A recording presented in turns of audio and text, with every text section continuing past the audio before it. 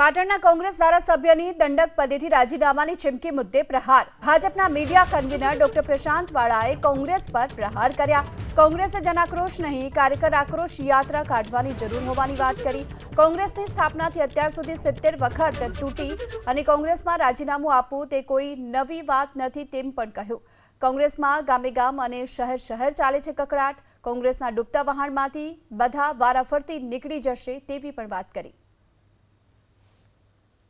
આઝાદીથી લઈને અત્યાર સુધી કોંગ્રેસ પાર્ટીના 70 વખત ભાગલાઓ પડ્યા છે।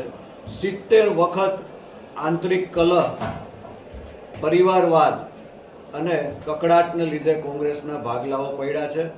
ગુજરાતમાં પણ કોંગ્રેસના અનેક ધારાસભ્યો, કોંગ્રેસના કાર્યકરો એ કોંગ્રેસની નીતિ રીતિથી કંટાળી અને રાજીનામા અગાઉ પણ આપી ચૂક્યા છે।